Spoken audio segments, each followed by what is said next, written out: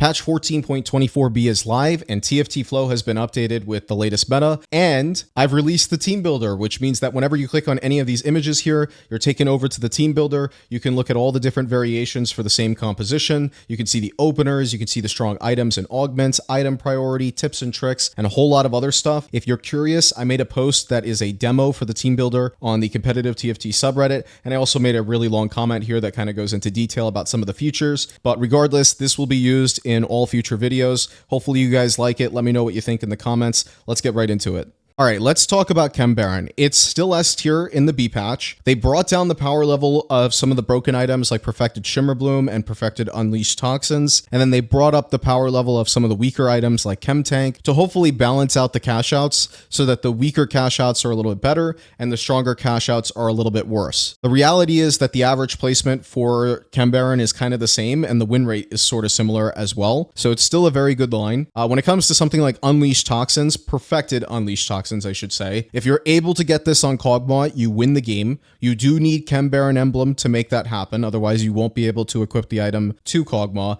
But if you can, you win the game on the spot. It averages a 1.05. Just wanted to mention that combo real quick. When it comes to your openers, obviously you need Chem Baron on 2-1. You're looking for a 400 or 500 cash out. The 400 Shimmer cash out is you should win the game. 500 Shimmer cash out is you win the game unless somebody has something completely broken. When it comes to your augments, you're looking for a Chem Baron +1 so that you can get even more shimmer for those higher cash outs. Same thing here with some of your other augment choices where you get player health. So again, that you're able to go for those higher cash outs. If you're able to get to 500, most of the time, you're pretty much guaranteed to win the game. When it comes to cashing out and transitioning your board, so you can keep the Chem Baron units in. That's part of why I have this 5 Chem Baron board as sort of a default, just to give an idea of where you can start off with. But eventually you can transition out of 5 Chem Baron down to 3 Chem Baron by playing around Silco, Savika, and Rennie ideally, and then you're going to replace everything else with higher quality units. So for example, here's a Black Rose Dominator version that only plays 3 Chem Baron. We also have a 6-cost variation that literally plays every single 6 cost in the game. Most of the time that's not going to happen, of course,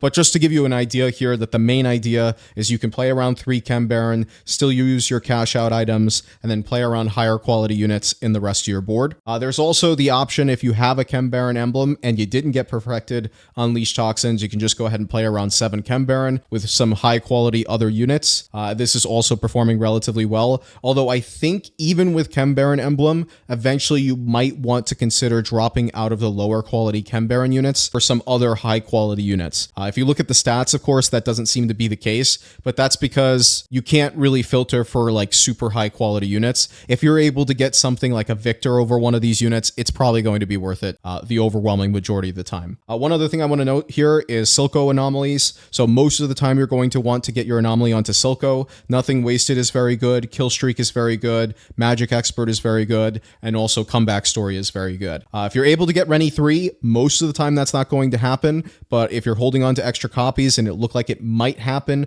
on level 8, then definitely go for it. This is not something you roll for on level 7, but if you think you're going to be able to hit Rennie 3, then getting an anomaly onto Rennie is completely broken, especially if you're able to get that 3-star with one of the Chem Baron items, then you pretty much win the game on the spot. She'll be unkillable, especially if you have something like Giant Size, Bulwark, Fortified, Slow Cooker, etc. And then of course you can also go for an anomaly on Savika if you're able to hit her early enough, or if you have a 6-cost early from one of the encounters, you can also put an anomaly there, but most of the time it's going to go on to Silco.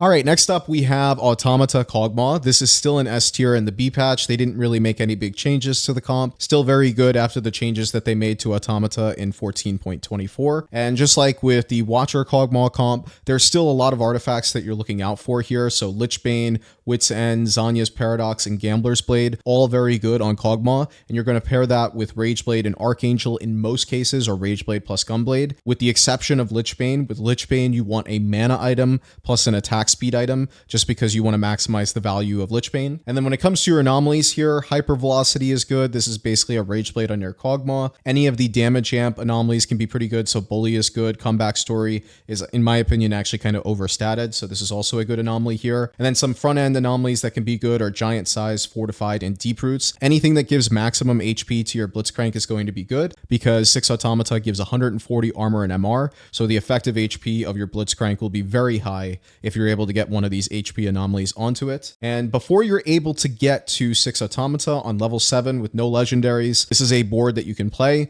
It's sort of an amalgamation of the old Watcher Kog'Maw composition as well as the new Automata Kog'Maw composition. And then on level 8, you would add a Watcher to your board for 4 Watcher and 4 Automata. And then finally here for your max cap here, you're just looking to play around some of the 6 cost. So you'll notice here that the big thing of note is that you're really just looking to play 6 Automata, and then you want to play Garen, 6 cost. You can also play Caitlyn on your board. You can play Mordekaiser on your board. So any of those units are kind of your flex units. You have 6 cost, you have Garen, Mordekaiser, and Caitlyn. Those are the main options that you're looking for on top of the standard board.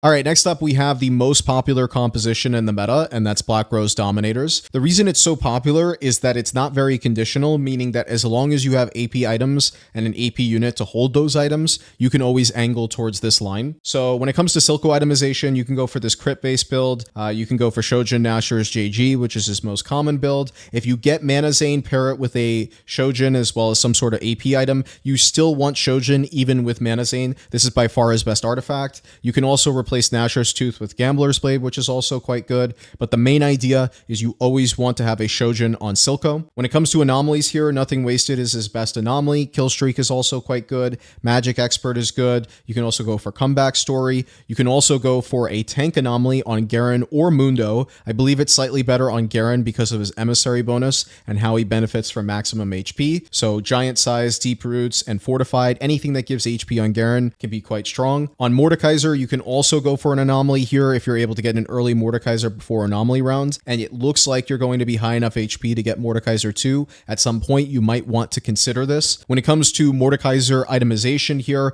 you're always looking for QSS and Edge of Night. Both of these items are insane, and then you can go for a healing item, you can go for JG, you can go for Guard Breaker. There's a bunch of other options here, but eventually you're going to want to have 3 items on the Mordekaiser. Your level 8 board with no legendaries is going to be 4 Black Rose and 4 Dominator, relatively straightforward. If you get the Black Rose emblem, you can drop out of that Morgana and play Viktor. In fact, even if you don't have the Black Rose emblem, you can still drop out of that Morgana for Viktor. It's completely fine to drop from 5 Black Rose to 4 Black Rose in order to increase your unit quality. And the last thing I want to mention is that pumping up is a completely insane augment for Black Rose Dominators, just because the attack speed benefits Silco and Mordekaiser so much. It's definitely one of the better compositions. If you're able to get this augment and you have an AP item opener, definitely look to angle towards this line.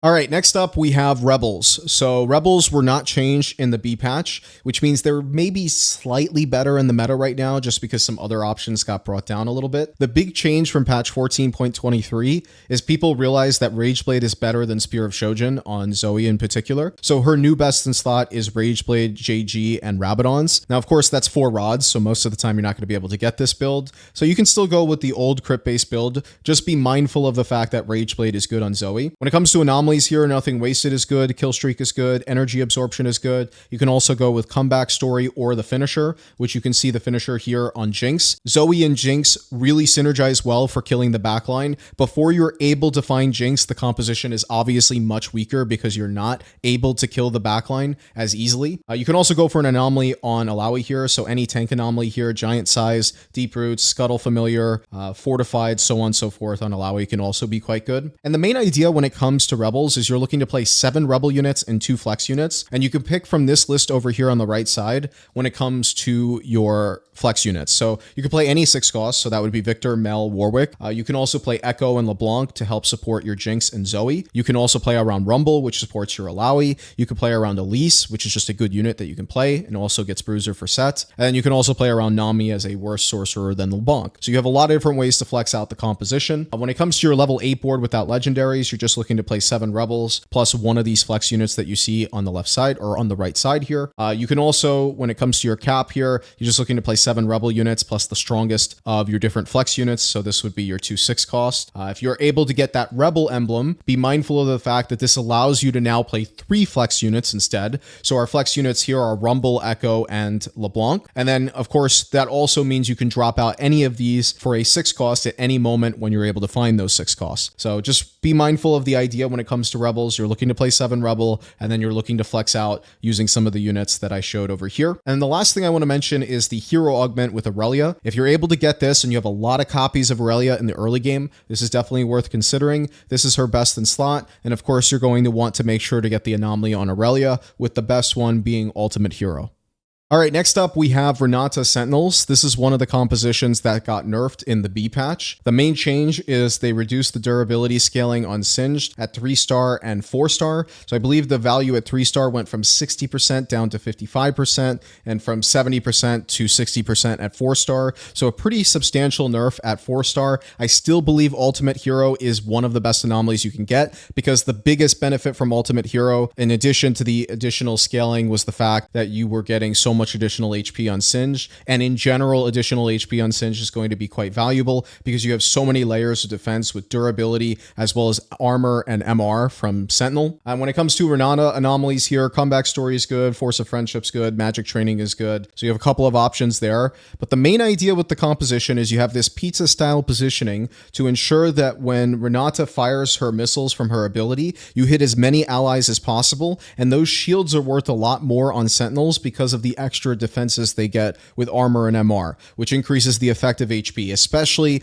on a unit like Singed, which also has all of this durability active during his ability. So there's a couple of things that are really important to keep in mind here with this. Number one, this is a stall composition, so when it comes to your Renata items, you're pretty much always looking to get Archangel onto her. It's one of her most important items. So you're always looking to get Shojin plus Archangel. There's a couple of other options you can see that you have here on top of the Shojin plus Archangel, but you're always trying to build those 2 particular items first. Another thing of note here is that Radiant items are very strong on Renata, specifically Spear of Harana, as well as the Archangel or Earth Angel staff. So these are the 2 Radiants that you're looking for. I believe right now in the stats, Radiant Archangel is performing slightly better, but they're both really close. And I believe if you look at last patch, the Spear of Shojin was slightly better. Another thing of note here is that pumping up is quite good. Coronation is insane just because it allows you to play an extra unit. So let's talk about what you do with those extra units. So if you go to level 9, you're just going to add as many 6 cost as possible. Of course, that also means on level 8, you're just going to go ahead and drop one of these 6 cost and only be able to play 1 extra 6 cost. That's completely fine. The value in Coronation is that it makes it a lot easier for you to be able to play 6 Sentinel. So that would look something like this. And of course, you can always drop out of Morgana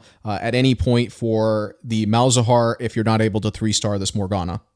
All right, next up, we have an oldie but a goodie. This is Sentinel Heimer. It plays the same as the first patch. One change I have noticed, though, is that people are building a little bit more AP on Heimer sometimes. So it used to be that you would always build this build with Blue Buff Archangel plus Gunblade, but I do see some people replacing that Gunblade for things like Nashers, Red Buff, Rabadons, Morello, so on and so forth. So you're not fully locked into the Gunblade, but most of the time this is going to be the build that you target here. I've also seen a lot of duo carry Ezreal and then eventually transfer the items over to Jace on level 9. When it comes to Heimer anomalies, you're looking for Nothing Wasted as his best anomaly. Kill Streak is also quite good. Comeback Story, I think, is just generally overstated, so it should be good on most carries in the game. When it comes to frontline anomalies, you're looking for anything that gives HP because it scales so well with Sentinels, Armor, and MR. So Giant Size, Fortified, Scuttle Familiar, and Deep Roots are all good options. Then I also think Last Chance on Rumble can be quite good. When it comes to no legendaries board, it's relatively straightforward. You just replace the Rumble with Singed, and then you just play your Ezreal, and it's pretty straightforward here. When you have that Sentinel emblem, you're able to drop out of the Loris and play Corki in the backline. And then there's some other options here as well. So if you get a 6 cost,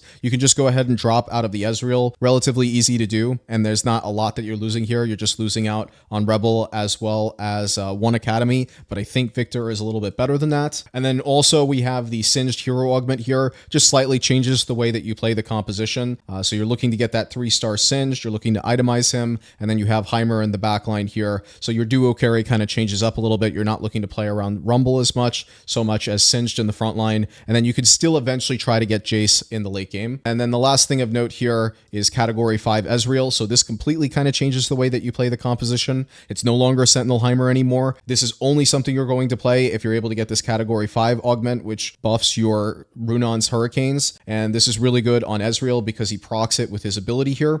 So he's able to get a lot of procs from this and able to kill a lot of units here, especially if you're able to get Runons from the Academy sponsored items. So this would be the build that you're looking for here. You actually just drop out of the Heimer and play Corki instead. All right, next up we have Sentinel Tristana. If you look at the stats for this composition, it's not performing that great. I think a major reason for this is that you really don't have a good 2-cost tank to roll for. So you can roll for Leona and you can roll for Rel as well, but both of these units are just simply not as good as Alawi 2. So in the end game, you're going to just want to move your items over to Alawi anyway once you're able to upgrade her, which is kind of awkward because of all the resources that you invest into Leona and Rel. So it kind of puts you in this weird spot where, like, if you're able to get it for free, you should take it, but if not, it's kind of, you're only rolling for Tristana, which is generally the issue with Tristana reroll, by the way, is that both of the ways you want to play her, you usually only want to reroll for Tristana and then push levels, which is a little bit awkward because most 2-cost rerolls do not want to do that. And for that reason, Caretaker's Ally and Worth the Wait are completely insane in this composition because it means you can hit Tristana 3 without having to roll on level 6, which is a really big deal. So a couple of things of note here. First of all, best in slot on Tristana is Rageblade IE plus Gunblade. You can also replace the Gunblade with Gold Collector, which is quite good. Attack Expert is obviously insane on Tristana. Comeback Story, just generally good on carries. And then the finisher, if you do not have Gold Collector, can also be quite good. You can also go for tank anomalies on Alawi. So anything that gives HP, always going to be good with Sentinels. And the basic idea here is you're looking to play 4 Artillerists with 4 Sentinel. That's the cheapest version of the composition. And then eventually, ideally, you're able to transition into one of these broken 6-cost caps. So you can play around this here. This is, like, I believe, probably the strongest way to play the board because you get the most unit quality possible as well as some pretty strong traits. You also have this other variation where you still play around 4 Artillerists. I think this is weaker, but might be better in some circumstances where you can't find Jace, for example. There's also the 6 Sentinel variation here that you can consider as well if you find yourself upgrading a lot of the Sentinels and aren't able to find some of the other units. So you have some other options available here, but in general, you're looking to eventually cap around something like this, which is not going to happen, obviously, in the overwhelming majority of your games, but it is something to be mindful of. All right, next up, we have Emissary Flex. This is one of the more complicated compositions in the meta. There's a lot of different ways you can play around it. So the first one that you're looking at here is a no legendary, no 6-cost method that you can play around that gets 9 active traits, which is completely insane if you get an anomaly like Freestyling or Bronze for Life augment. So lots of different damage amp options there. You have a lot of different carries that you can play around here, which means that there's a lot of different artifacts that you can get, which are quite good. For example, Gold Collector is quite good on both Corki and Mbessa. Mbessa has a lot of artifacts that you can play around here, like Trench Coat, Mittens, Prowler's Claw, as well as Spectral Cutlass. You can also put all of these artifacts onto Vi. I don't have that here, but you absolutely can do that. You could put anomalies on any of these carries that you want to. You can also put anomalies on Garen as your tank. You can also go ahead and put any of the different tank artifacts onto Garen and be completely fine. So there are a lot of uses for items. If you have a lot of items, this composition is excellent. There's also this Rumble variation here where we're dropping out of the Vi and we're able to get a 6 or a 5 cost onto the board. Also keep in mind here that you can always drop out of Twisted Fate for Viktor or any 6 cost that you want to. You can also play around Conquerors. So you're still playing around 4 Emissary, but now you also get to play around 4 Conqueror. This is performing a lot better on this particular patch after the changes that they made, where they buffed the number of stats you get when you open up chest. So 4 Conqueror, quite good if you're able to play around a lot of these high 5-cost units. You also have, if you have the Conqueror emblem, you get to play around Vladimir here instead of playing around the Swain, which means that you get even more traits active. You also can play around 6-cost here as well. So there's a lot of different ways to play emissaries. The big thing to understand here is that you're usually looking to get a lot of traits active unless you're going vertical into Conquerors. All right, next up we have Family Pit Reroll. This is one of the victims of the B patch. They nerfed Violet's AD from 50 down to 46, and the average placement of the composition went from a 4.0 all the way up to like 4.3 to 4.4 at the time of recording this. That means it's a lot more conditional now. You need to have more copies of these units before you commit, or you need to have one of these really strong artifacts before you commit, like Trenchcoat, for example, which is by far Violet's best item. When it comes to your different anomalies here, Ultimate Hero, by far the best anomaly you can get. Bully is also good, Force of Friendship, Comeback Story, and some of the tank anomalies are acceptable. Sometimes you're going to want to anomalize Draven, specifically if you have something like Trenchcoat. The only anomaly that works with Trenchcoat is Ultimate Hero. All the other anomalies will not work, so you're going to want to probably anomalize Draven in those cases if you're not able to find Ultimate Hero. On level 8, you're going to add either a 6 cost like Viktor or something like Tristana, which you can pair with Urgot. And then on level 9, you're looking to play around 6 Pit Fighter. When you get those emblems, it just makes it easier for you to play 6 Pit Fighter, or easier for you to go vertical in Family. And if you get to 5 Family, you'll be able to get some of those cash outs, which can give you some really good artifacts. So that's something to be mindful of as well. All right, next up we have Quickstriker Reroll, and I have some strong opinions about this. So I think this is something that's still getting optimized. I think if you do not have an Automata emblem, there are a lot of ways to play Quickstriker Reroll. There are only 4 fixed units. You have your 4 Quickstriker units. Outside of that, you can play the remaining units based on whatever you are able to hit. And if you look at the right side here, there's a bunch of notes around what you can look to play around. So you can play around Sentinels, you can look to play around Automata units, you can look to play around 6 cost, you can look to play around Emissaries, would not generally recommend that, and you can also look to play around Mordekaiser. These are your flex units, all right? So I think this is the board you should actually be angling towards most of the time if you do not have an Automata emblem, all right? And then eventually, you can actually drop out of something like Blitzcrank to just play 6 cost. So I actually think the strongest board, if you do not have an Automata emblem, is actually to drop out of this Blitzcrank and add both Viktor plus Mel to your board, okay? This is what I actually think you should play on level 8. Now, this is not something you see a lot in the stats, obviously, because most people are not getting these 6 cost, but this is something I want to kind of mention. You can also just go ahead and add a Mordekaiser to your board, right? There's a lot of things you can do, but focus on unit quality over always playing 4 Automata. That is like the most common thing that people do right now, which is completely fine if that's all you have resources for, but that is 100% not the max cap in my opinion if you do not have an Automata emblem. Now when it comes to Nocturne itemization, there's a lot of things you can do here. If you do not have one of the broken artifacts that gives him additional range, then you're looking for something like Bloodthirster, QSS, and IE. You can replace this with Hodge as well, but just know that Quicksilver is very, very good, and so is Infinity Edge. And then any of the artifacts that give him additional range, whether it be Fishbones, Rapid Fire Cannon, or Sniper's Focus, all of these are completely broken. Some example builds are shown down here.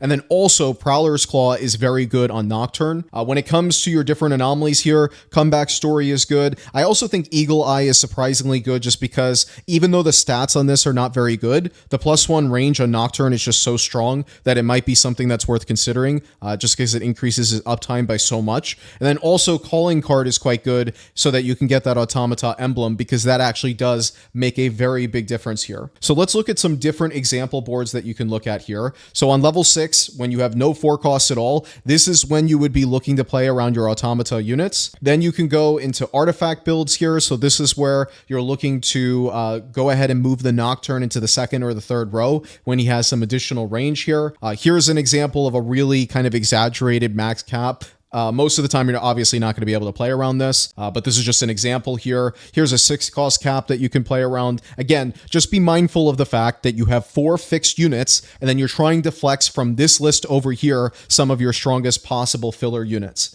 And then finally, we have that Automata emblem, which completely changes how things are approached here. Now you're looking to play 6 Automata because it's completely broken. That trait is just not balanced right now. So if you're able to play that and are able to get a 3-star Nocturne, you're probably going to win most of the time. And that's it for Quickstriker Reroll.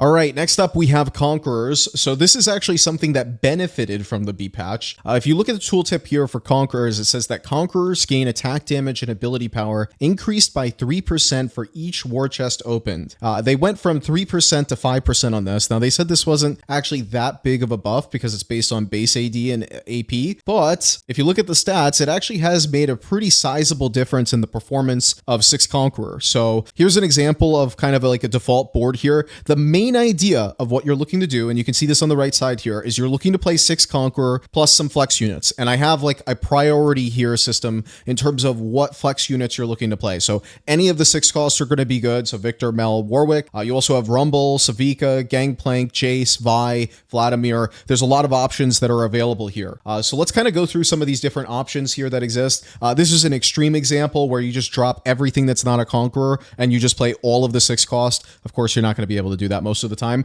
but just something to be mindful of is that it is an option for you. Everything that's not a Conqueror unit is flexible if you're able to get some of these different 6 cost. More of a realistic board here, a realistic approach here is we keep the Rumble and we keep the Gangplank and we just add Viktor onto the board over the Vladimir. We also have the 4 Pit Fighter variation that has some stats that support it, but generally speaking, I would not consider this better than the main variation that I showed before. If you are able to get a Conqueror emblem, remember the idea here. This allows you to drop Darius, so we're going to be dropping out of Darius and increasing the quality of that unit up to a Rumble in this case, but it could be a 6 cost, it could be a Viktor, it could be a Mel, it could be a Warwick, it could be anything else, right? If you go to the max cap here, you can see that we kind of get a lot of 5 cost onto the board. We have a lot of synergies active and our unit quality is really high here. But Conquerors has a very high win percentage right now, and I think a large reason behind that is because of this buff that they were able to make. The top 4 percentage is not the best, but so it's a little bit like Chem Baron in that sense, although the win percentage is a little bit lower than Chem Baron here. When it comes to anomalies here, you can anomalize either Ambessa with stuff like Strength Training, Giant Size, Comeback Story, or some of the tank anomalies, or you can anomalize Mordekaiser if you're able to find him before the anomaly round. So you can go for like attack speed-based anomalies, or even some tank anomalies onto Mordekaiser. All right, the last thing I want to do in this video is I'm going to speed run through a couple of different conditional compositions. The reason I'm speed running is otherwise the runtime for this video is just simply going to go too long. So if you want more details about these compositions, you can come over to the website. The first one here is vertical scrap. If you have a lot of components, this is something you should consider. Here's the main board that you're looking to play. Here's some different anomalies that you can consider on different champions in the composition. If you're able to find a 6 cost, you can replace Tristana here with something like Viktor. And if you get a scrap emblem here, you can replace Powder with Savika or a 6 cost. Next up, we have Bruiser Twitch. So this is something that was really popular in the first patch. It's kind of fallen off a little bit, but it's still something you can consider.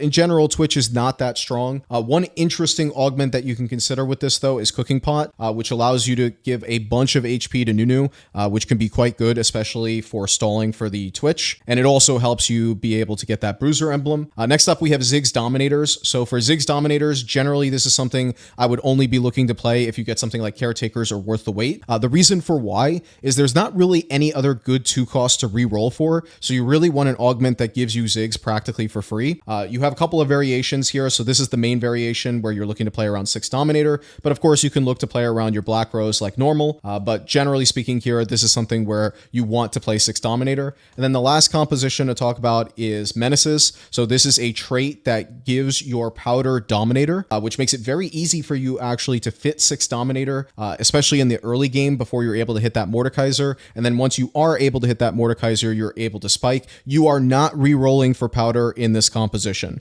There's 2 variations here. You can play around either Black Rose or Scrap, and generally speaking, this is performing quite well in the meta.